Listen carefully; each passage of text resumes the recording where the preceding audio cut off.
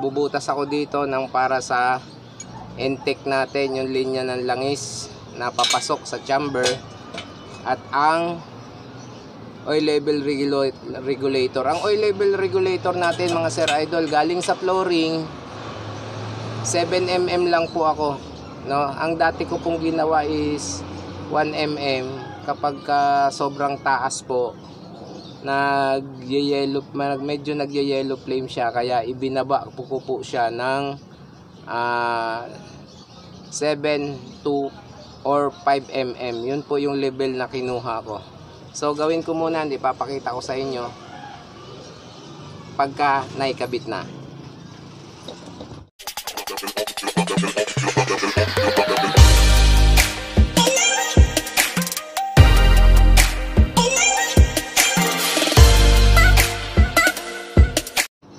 Sir idol, sukat muna tayo ng 3mm. 3mm and puncher.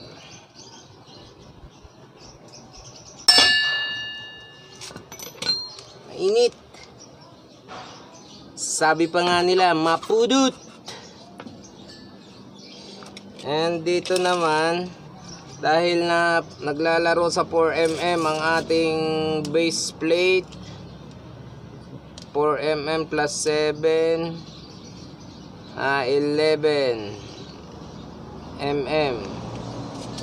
Ayan siya mga sir idol. And then panzer.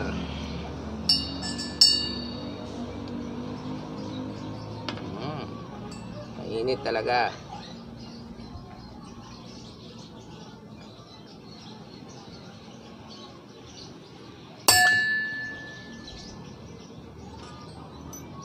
Yan mga sir idol, ang bubutasin natin.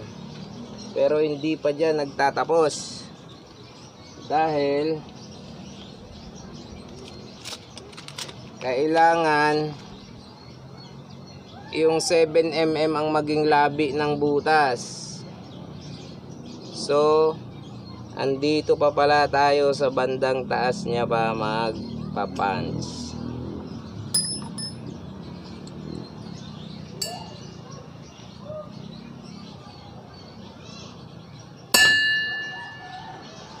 Mga sir idol, kapag yan ay sinukat natin,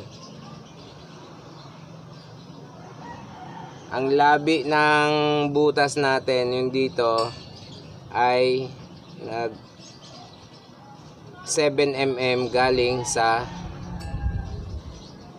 base plate. So babarinahin na po natin yan. Lagyan muna natin ng maliit-liit.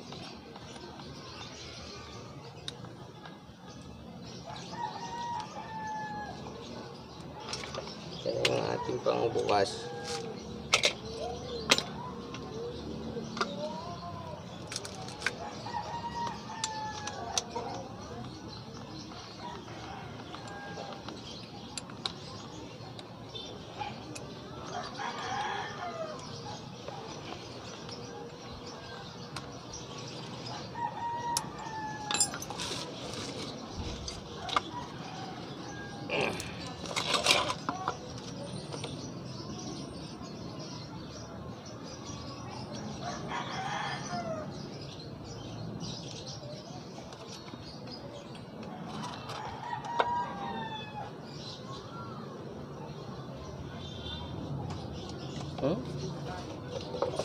Iba pala na saksak.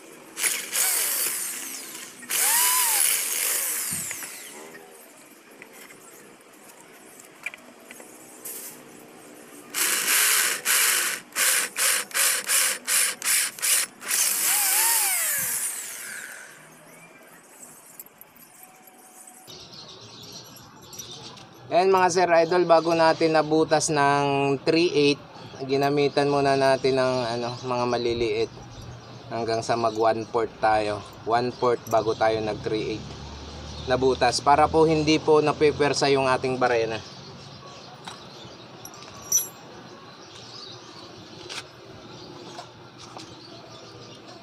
So ito na siya mga sir idol. Ayan. Ito po yung para sa oil level regulator natin na manual, at ito naman ang sa intake ng langis. I-welding ko na lang po ito dyan. So ayan mga sir idol, no? Natapos na natin yung ating chamber. Yan. Hindi po ito yung kanyang nozzle, no? Ayan, ito yan. Ito na po. Ayan po yung ating manual na oil level regulator. Lalagyan pa po natin yan ng steel wall, no? Steel wall dito banda and banda dito sa dulo. So ayan, naikabit na rin natin yung ating intake, yung daanan ng papasok na langis papunta sa ating chamber. At ito na rin yung ating linya ng hangin. Ayan. And gumawa na rin ako sa idol ng kanyang nozzle. Ayan na po. Ang kanyang nozzle ay 28 holes. So ayan mga sir idol, iti-testing natin yung nozzle natin ginawa at ang ating chamber. Una, lagyan muna natin ng crudo po ang ating ginamit ngayon, yung pinaghugasan po ng mga pyesa ng mga sasakyan. At sisindihan po natin ng kapirasong karton. Ayan, ganyan po ang pag-preheat po muna ng ating Calandius oil. And dagdagan na rin natin ng konting karton pa para medyo mabilis-bilis po nating mainit ang chamber para lumabas agad yung blue flame niya. So ayan, kapag kaganyan na, bubuksan na natin yung blower. Ayan na mga sir idol, sa pag-aantay natin na umangat yung kanyang apoy, ayan na, lumabas na yung kanyang blue flame. Ayos. 28 holes na nozzle natin ito, na 116 ang top. I-reveal ko rin po ito ulit. Ayan, habang inaantay natin yung ang pagtapos ng ating pagte-testing. Ayan. Blue flame siya. Ngayon, iladagdagan na natin ng purong used oil. Ayan, purong used oil na po yung ating inilagay. Kung mapapansin nyo mga sir, madam idol, dahil lumamig na naman po yung langis sa loob, malamig pa po yun, nagbago po yung apoy. Ayan, kung mapapansin nyo, mamula-mula po ang ating apoy. At aantayin po natin yan na uminit para lumabas po uli yung kanyang blue flame. Ayan mga sir idol, pagkatapos po ng magmula-mulang apoy na ganyan, ayan po ay puputi. No? Medyo puputi po yung kanyang apoy bago po mag-blue. Ayan, unti-unti na pong umiinit ang langis natin yan kapag kaganyan pong pumuputi na papunta na po sa pagka-blue ang apoy. Yun po ang palatandaan na umiinit na po yung ating langis sa loob ng ating chamber. At unti-unti na rin pong umaangat ang apoy. Kung mapapansin nyo mga sir, madam idol, tumataas na ang kanyang apoy dahil umiinit na ang langis natin sa loob ng ating chamber. Ayan, konting kembot na lang, konting antay, lalabas na yung kanyang blue apoy. Abangan nyo lang mga sir, madam idol.